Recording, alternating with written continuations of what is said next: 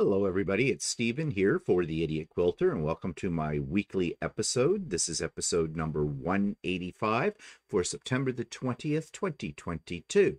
So, I have been a busy little beaver this week. When am I not? And so I'm going to jump right into what I have to show you. And here you go. This is the Gnome Antics quilt, Christmas quilt. It was a kit that I bought when we were on our London Fabric Hall trip. And it is all finished now. Now, I did change the pattern slightly, but I think it turned out pretty good. And if you hadn't seen the original pattern, you wouldn't necessarily know that I changed it. So you're probably asking, what did I change? Well, if you look at the border, the outside border, and the inner border to that, the one with the little toques or hats on the gnomes, that was supposed to be a mitered corner border. And I've done mitered cornered borders before, and I don't know what the problem was this time, but I attempted it 3 times and I didn't get it right. So I got a little frustrated, I will admit to that. And what I decided to do was scrap the mitered corners and just do a regular border. Now, this was supposed to be a fast project. And that's one reason why I didn't sit down and really concentrate on doing the mitered borders, because I don't know what I'm going to do with this quilt. It might be a gift. It might be a Christmas decoration. I don't know. But I figured I have other things that I want to get to working on. I don't want to waste my time screwing around with mitered corners. So I didn't. So that's why you get this effect now where, you have a top and a bottom strip that goes from one side of the quilt to the other. Now, I don't think it takes away from the quilt in design. And as I said, if you didn't know it was supposed to have mitered corners, you probably wouldn't care. At least that's what I'm hoping. But the other thing, too, that's a little bit different here, and it's not because I planned it, it's just a serendipitous sort of thing that happened. Someone mentioned it to me because I hadn't even really noticed it, but they said they loved how the little gnomes peeked up over the binding. Well, I'll let you in on a little secret on that. When I put this on Lucy to quilt it, I had my settings off just a little bit. So it didn't quilt completely off one edge of the quilt. And I usually do that because then I can trim the quilt down a little bit and not lose any of the quilting. And there was a good probably ½ an inch, maybe a little bit more, that didn't get quilted on one edge. So when I took it off of Lucy and squared it up, I basically cut off on the top, bottom, and side borders more than I normally would of the border. I wasn't really thinking about how that was going to look until someone pointed it out to me. And that's why the little gnomes look like they're peeking up over the binding of the quilt. And I like that. And I wish I had thought about that and could really say to you, yes, it was part of my plan. But no, it wasn't part of my plan. It was just me squaring up the quilt because I'd made a little oopsie on my measurements on Lucy. But sometimes the oopsies turn out to be better than the original idea. And at least that's what I believe here, and I'm sticking to it. Now, the quilting on this was fairly dense. Here's a close-up of it. I did it in a goldy yellow thread because I did want the quilting to show up, and it's snowflakes and swirls, and it worked pretty well. But this was a fairly dense quilting, so it took a little bit of time, but I think it turned out quite nice. And here's the backing. Now the backing is very busy, but you can see the quilting on it. And I did not use gold thread on the backing in my bobbin. I used a white thread with this because I wanted it to show up a little bit more. So yeah, that's what I was working on. And this is a little sneak peek. This is not finished. This is the class I have been taking since about March. It's a block of the month class with Donna, the hostess with the mostest at Ultimate Sewing. And we do it by Zoom. And this is the 7th month completed. Now, I pretty much thought at this point when we got all these pieces together, this is the first time I've seen all the pieces together. And I said to Donna, well, we must be just about done. And she says, oh no, there are 3 months more to go. So I don't know what more they could do. This is a fairly good sized quilt right now. It's about 72, 73 inches square. And I will admit this was a very confusing quilt to put together because all these secondary patterns that are formed here, and because of the variety of colors, it was very easy to get blocks turned upside down or strips turned the wrong way. But I think I have everything in this perfect where it's supposed to go. The other thing too is, even if there is one little mistake in here, you're never going to find it. Even Walter couldn't find it, and he studied this. And but I'm pretty sure I got everything in the right way, because there were a couple of times when I didn't and I had to rip them out. But I did. I'm very happy with it so far. So I'm looking forward to the next month to see what more we're doing with this quilt. I am getting a little tired of it. It's been a long process. But I think the end result is going to be really worth it. Yes, it's very busy. So that'll mean when I come to choosing a quilting pattern, I'll have to find something that's, not too busy for it. I'm thinking right now that I want to pick a pattern that'll have curves in it, because there's a lot of linear straight line kind of blocks in this. But we'll see. Where that's down the road. This is not going to be done until about January, according to Donna. Although she's talking about doubling up a couple of the months with this. I think she's getting a little sick of it too. It's called Lakeside. If you're interested, you can get the pattern for this, and you can use any kind of fabric you want. I picked these because I really like these colors, and yeah, it's working out pretty good. So I'll keep you informed as time goes by with my progress on this. Okay, so that also takes me to, I did some shopping this week. That's the end of my projects. However, before I get to the shopping, I am taking 2 more classes. I had one yesterday, and it's the One Block Wonder panels, and I'll show you what that looks like in a second. And the other class is called Color Splash, and Color Splash is, get this, another Block of the Month class. And we have begun it, but it's mostly applique. And this is what the final product will look like. I did buy the kit, thus the price here. There was a lot of fabric in this kit, a lot. And so for this month, what we're supposed to do is do this center panel right here, which is all applique. Donna took us through the process, and it looks fairly straightforward. It's raw edge applique. You have the choice, raw edge, or you could do turned, but I'm doing raw edge because these are all batiks, and batiks don't fray. So that'll make life a little bit easier. And I am sort of debating whether I'm going to use steam-a-seam with this to stick down my appliques before I sew around them, or if I'm going to use Acorn Precision piecing glue, because that would work as well. And since I am going to be sewing around each piece, I don't have to worry. I just have to worry about it being stuck to the piece of fabric while I'm sewing it. So we'll see. I'm debating on what I'm going to use for a stitch around it. Well, I do a blanket. If I did a blanket, it would be very, very tiny. What color I'll do it in? I'm thinking variegated thread. Of course, I could use something that's a clear thread as well, but I haven't had always a great deal of luck with that. And I don't even think I have any on hand. I may have to go out and get some. I don't know yet. I'm not sure. I haven't done anything with this yet. This class was on Friday.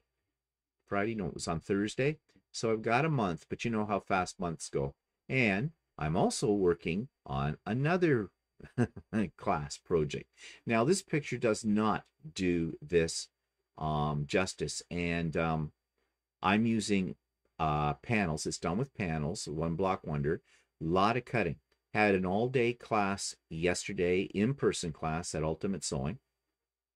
There's only 3 of us in the class, and that's good because there's not a lot of room in the classroom at Ultimate Sewing to do something like this, because you essentially are taking 6 panels, identical panels, laying them on top of each other. You have to get them all lined up perfectly, so you're sticking pins everywhere. I know, because I stabbed myself umpteen million times on the pins. I'm not good with sharp objects.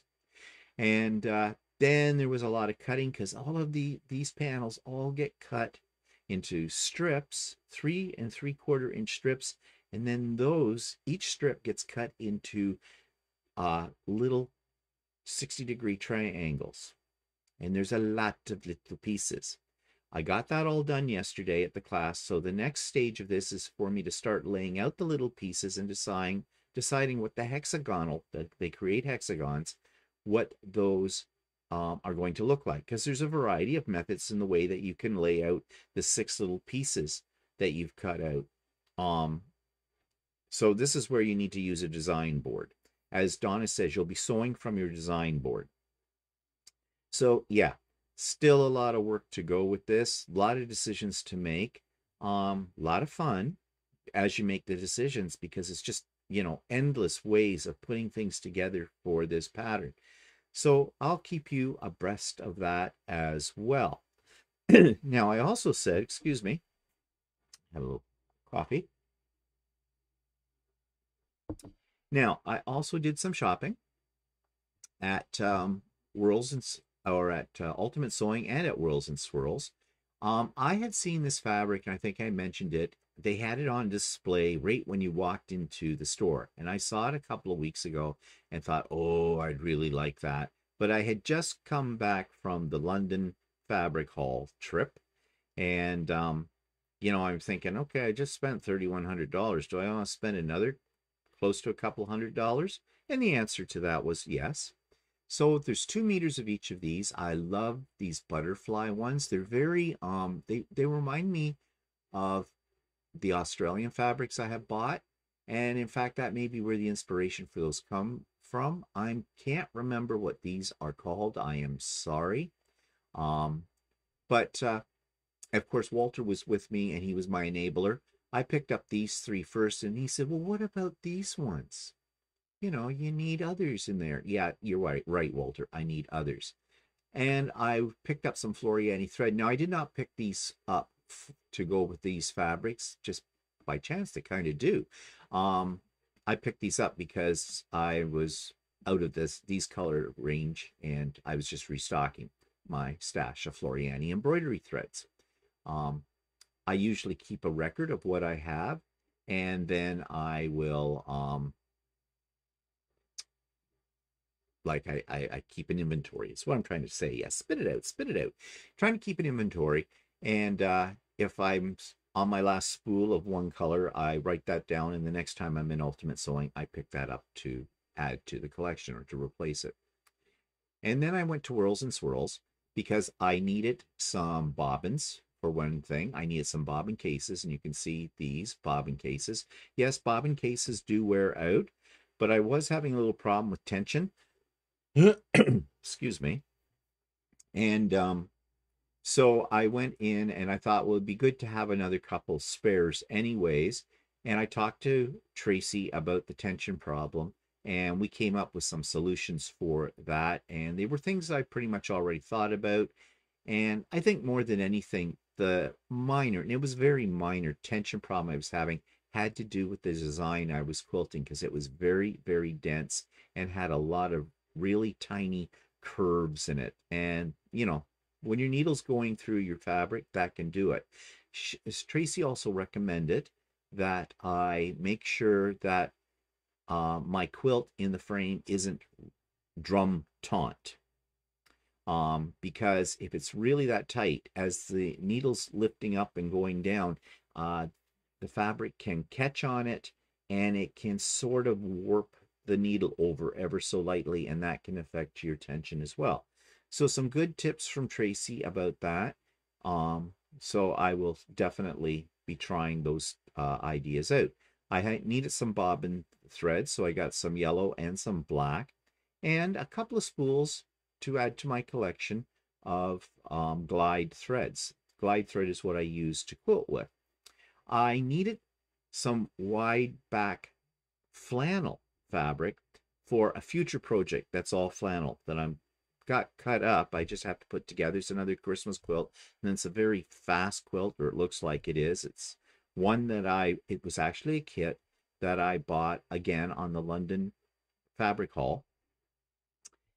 So getting wide back flannel backing around here is not easy. So I just thought I'd ask Tracy if she had any, because she does have some. She doesn't have a lot of wide back fabrics. And yes, she had 2 packages left. These are 3-meter packages of wide back. One was in sort of a greeny color and one was in this reddy color. And I thought this one would look fine for this Christmas flannel quilt that I'm making. So I picked that up. And Tracy had gotten in some charm packs. But she didn't realize when she ordered it that she ordered a huge lot of them. She only wanted a few. She got packages of these. So she said, which color? She had several different colors, and she says, which color do you like? And I said, this one. And she says, okay, it's yours. She pulled it out, threw it in. It was a freebie. You gotta love her. You gotta just love that lady.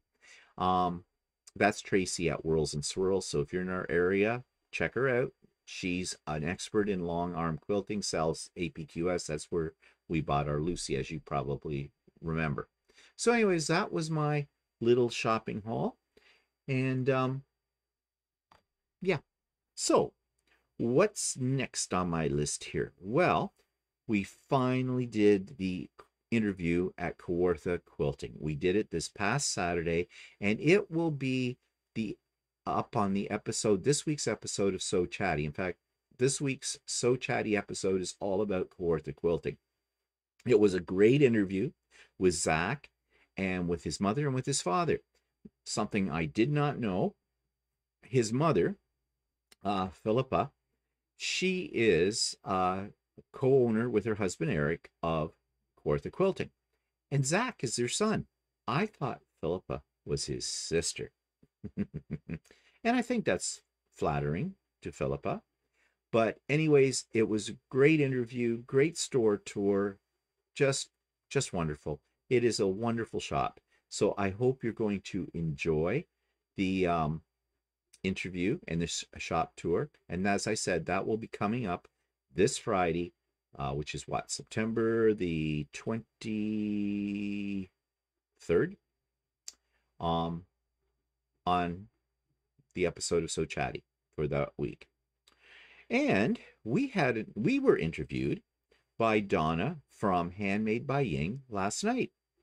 Both Walter and I were. Actually, if you've ever wanted to know more about Walter, here's your opportunity, because a lot of the questions were directed at Walter. And I was very happy about that, because Walter doesn't always say a whole lot during my YouTube videos. And you probably think that Walter's somewhat reserved and shy and that I monopolize. In some ways, you wouldn't be wrong. But no, Walter is not reserved and he is not quiet. So I was really happy that the people on Handmade with Ying had a lot of questions for Walter and about sewing garments, his type of sewing. So I'm not sure when Donna will have that posted. I looked this morning and I couldn't find the rebroadcast of that yet. She did it as a live, and she had a live chat audience as well. So she may be doing some editing. I don't know. But once I find that, I will try to put the link into my show notes for upcoming videos that I make. But all you need to do, if you're not familiar with Handmade by Ying, is simply go into YouTube and put in the search engine Handmade by Ying with Donna, and you will find it. And Donna does a lot of interviews, and they're all great. They're all very, very interesting. So do check out her YouTube channel. That's a shout out for Donna. Okay, so that takes me to a demo. And I already mentioned that I bought some Floriani thread and to keep my stash up, and I have a lot of Floriani threads, like probably over 400 spools. And, you know, that's a lot of colors. So I needed a method when I first got into machine embroidery for organizing my threads. So I knew what I had. So there is an app by Floriani that goes on the iPhone. I don't know if it's available for Android. I don't think it is. It's only for the iPhone. And I've been using it for quite a while, ever since I got into machine embroidery, and I absolutely love it. So I thought I'd share that app with you. A very helpful app that I have found for machine embroidery is one that's put out by Floriani, which is the thread company that I use when I do machine embroidery. And this one has a lot of different features. And as you can see, here is what the app looks like. Now, this is on an iPhone. I'm not sure if it's available in Android form or not. I don't think it is, so sorry about that. But I just want to go through how useful this app really is. So on the first page of the app, you have all of this information. Under thread databases, you have information, types and colors, color matcher, dealers and sets. And then you have an organizing feature under my threads list, and there's a shopping list, an organizer, thread lists, and you can import lists from other sources. And then there's a help section, troubleshooting, and what's new. So what I want to focus on first is just the kind of information that you have on here. If I click on types and colors, you will find a whole list of the Floriani threads that they have in their collection, polyester, cotton, etc., and the size of the spools, which is very helpful when it comes to buying certain colors in Floriani. Now, the feature that I really like about this app is the one called Color Matcher. And under this category, you can see all different brands, not just Floriani, but different brands of threads. So if your pattern calls for a certain type of thread, like usually mine calls for Gnome, I can select the Gnome section and I have a search bar where I can just put in a certain color that I want and do a search for the equivalent of that. So it comes up with a wide selection. It gives you the number of the thread, the Floriani thread, that comes close to that particular color in another brand. So I find this very useful when I'm picking out my colors for an embroidery design. And because there's such a great selection here, 9 times out of 10, I have a thread that will work in my collection. So I find that very, very useful. The other feature I find very useful is the one under my threads list called Shopping List and the Organizer. In Shopping List, you can simply indicate which thread you're getting low on or you're out of and just drop it in and drop in the quantity you need to purchase.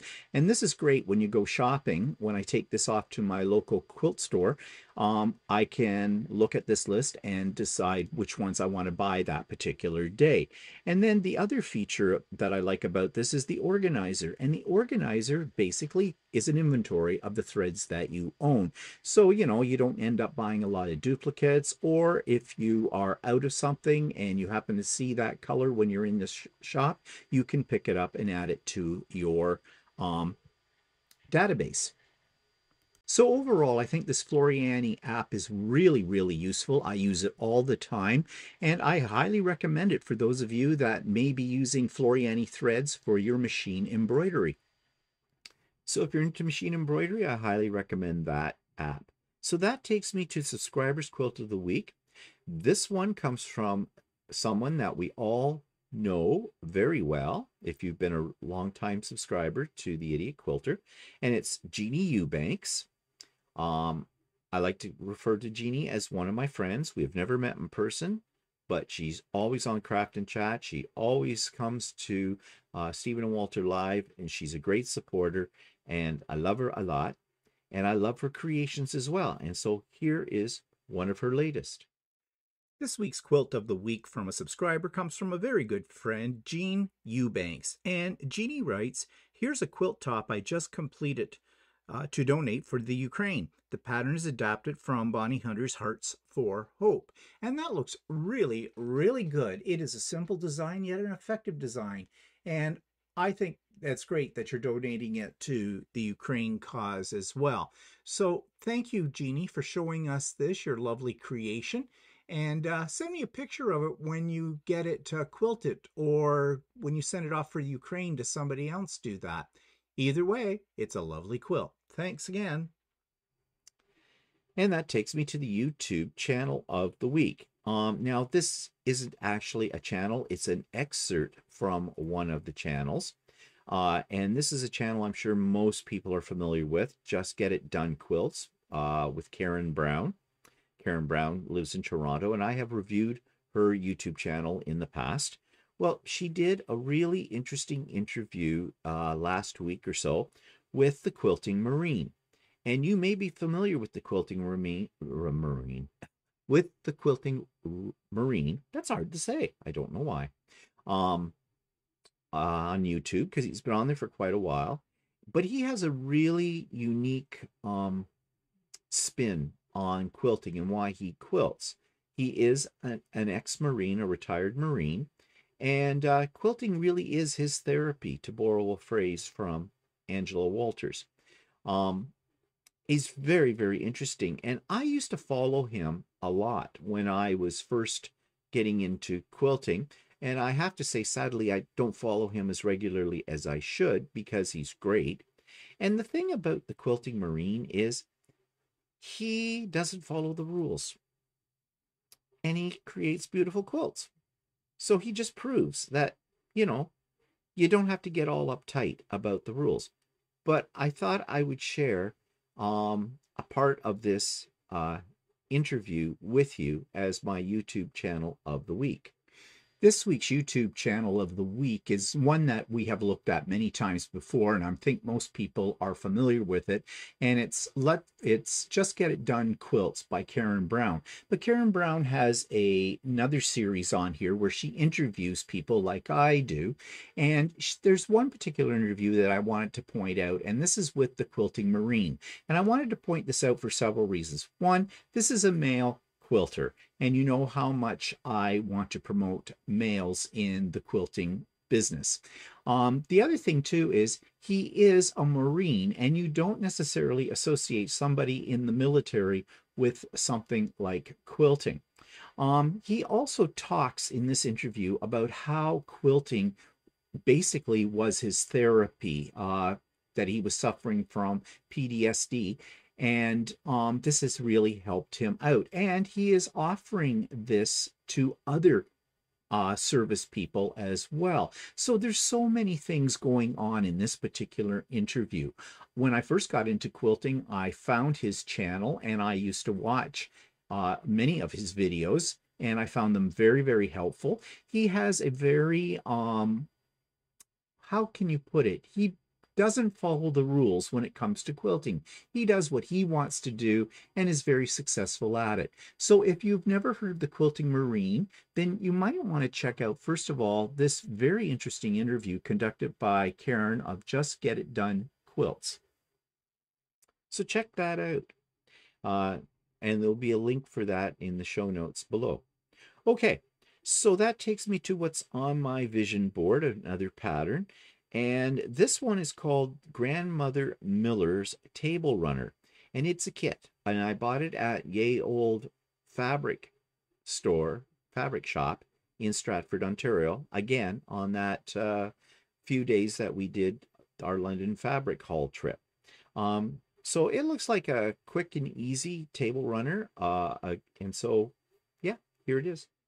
This week's pattern for my vision board is actually part of a kit, and it's a kit that I picked up at the Ye Old Fabric Shop in Stratford, Ontario.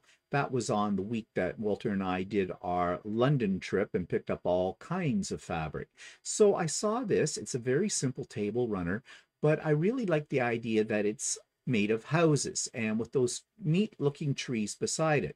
Now, as I said, this pattern was part of a kit, so I have all the fabrics already included with this. So it shouldn't take too long to make. I'm not sure when I'll get to making it, but sometime soon, I hope, because I think it would make a nice table runner for Christmas as well. Although it's not strictly a Christmas type of table runner, it does have a Christmas feel to it.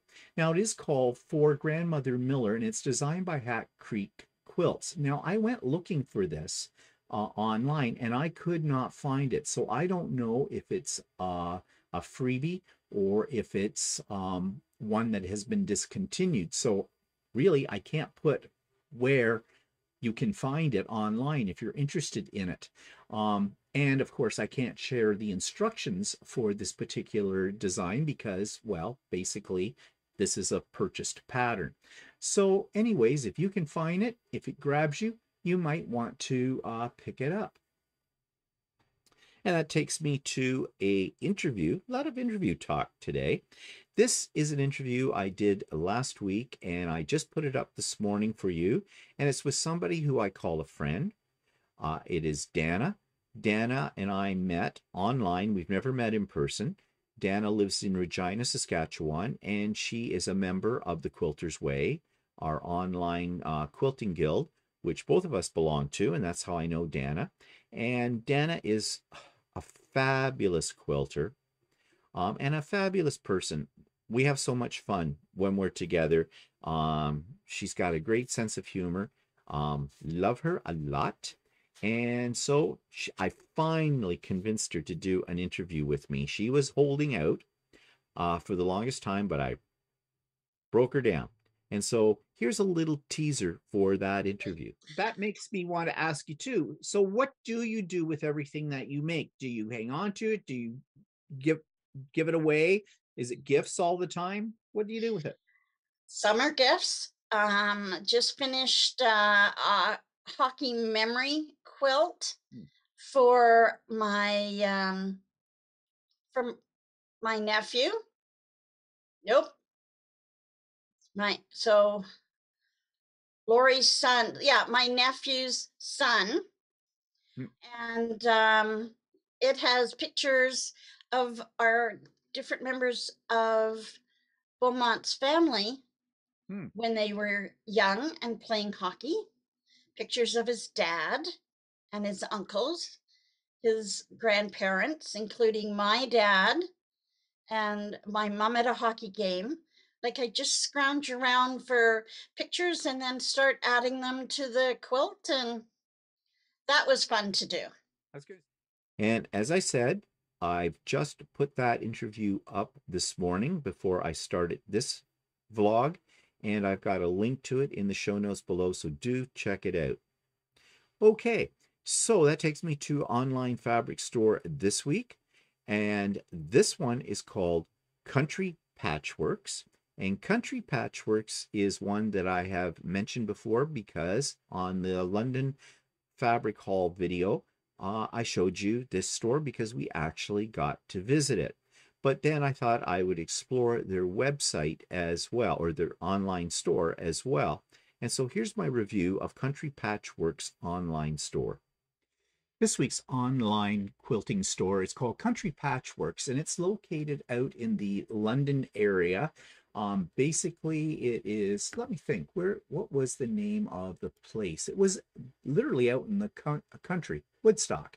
Yes, out in Woodstock. And this is a really cute little store. It's built attached to a house, as you could see in that picture that just passed by. And I did buy a kit there, and I bought some other fabrics as well. Now, their selection of fabrics is very good, but it does tend to be more on the traditional style, at least in the store. But let's check out what they have online. So let's hit shop and fabrics. And they have it nicely set up here. They have it by category: fabrics, flannel, batik, wide back, cotton. They had a lot of wide backs in the store to pick from. 60-inch. So they did have some fabric that was meant for garment sewing as well. And they have brands all listed here and in a price range. So I like this kind of menu system because it makes it so much easier to find what you're looking for. And of course, they have a search engine as well. So let's pop into their cottons. And let's check their prices. So first of all, the selection, as I said, tends to be a little bit more on the traditional style, and prices seem to range from about $16.50 a meter up to $21 a meter. Now, I am assuming that's a meter and not a yard, but let's just double check that to make sure. And it is a meter. So that's good. Prices aren't bad. There's a wide variety. It depends on what it is that you are looking for. If we go to Notions then and see what we have here, they do sell Notions for FAF printers, not printers, sewing machines. You know what I meant. And they've got your rulers and they've got irons. So they have the usual kind of things, and prices, I would assume here, look like the average price for most of these Notions. So back into the shop category, let's take a look at kits, because I bought the Gnome Antics kit there as well. And you can see they've got some seasonal kits happening and a few others. And yeah, not a bad selection, especially seasonal right now. So I wonder if they change these out as the year progresses. There's the one that I bought and it's sold out. Yes, because I think I got the last one that was in the store. So, and I don't think their kits are unreasonable in price. Okay, what do they sell for thread? Well, they sell Aurifil. And $16.50, a little bit on the high end, because I'm used to paying $14.99 for a spool of Aurifil thread, at least in the 1350 weight size. So that's a little bit on the pricey side. So what else? Well, a little bit about them. And nothing here really about them, except where they are, their store hours and that kind of thing. It was worth the drive to check them out. As I said, they had a good selection of fabric in the store. It was just mostly traditional, and I like traditional, but I also like what we might consider modern. They have a gallery, which has nothing in it. But one thing they do have is Eddie Crest furniture, because the owner of the store, her son manufactures these cabinets. And from what I've read about Eddie Crest sewing furniture, it's a very good quality. And I think they can pretty much custom make anything that you would like. Pricey? Yes, I'm pretty sure it is. Well, here's some examples. $3,400 for this sew table. $4,500 for this setup, which looks really nice. $2,400. Yeah, it's all handmade, however. So, you know, you have to expect it. And I'm wondering if this is her son who manufactures the furniture. But it is very, very lovely furniture. And, well, yeah, look at it. I'd love to have some of it. But I'm not in the market at the moment. Okay, so let's go back. And, oh, they have another section on Eddie Crest here. Oh, I think this is the actual website then that they've linked to for Eddie Crest furniture. So if you're in the market for good quality sewing furniture, I would suggest you check that out as well. Now, it looks like they sell FAF sewing machines. And let's just get out of that. Stock up on sewing supplies, projects in the hoop. Okay, it doesn't look like they actually sell the machines themselves. It looks more like it's just accessories and notions that are associated with FAF. Oh, wait, I could be wrong about that. Nope, they do have sewing and embroidery machines as well. So it looks though, as for terms of price and that, you need to contact them. Let's just back up and see if I'm telling you the truth on that, learn more. there it talks about all the features and projects. There's a brochure. So I guess you would have to go through them. They're a dealer, but you have to check it out. I guess a little bit more with them about in terms of cost and all of that. So let's go back to their oh wait, maybe okay, this one says machines, all machines. Okay, again, no real prices on any of these. So I guess they're affiliated with FAFT, but you'd have to email them to find out more if you're in the market for a FAFT machine. Okay, let's go back. Okay, I can't go back. Yes, I can. There we go. Okay, so that is Country Patchworks. It's a nice little store if you get a chance to go into the Woodstock area and check it out. But they do have a fair amount online to choose from as well. So that brings me close to the end of this week's episode. But I just wanted to give you an update on the retreat. I have the invitations written, which will go out later this week to all of you that are on my retreat mailing list. If you are not on the retreat mailing list and you would like to be, my email address is in the show notes below. Simply send me an email with both your first and last name, please. I need both. Okay. And the email address you wish to be contacted at, and I will add you to my list. Now, what's coming out this week in that, and I am going to have a special video on my channel as well that will explain what's in that email. It's going to tell you what I have planned, and it will give you the particulars, as in the Zoom links. No, it won't have the Zoom links in that one. No, not yet.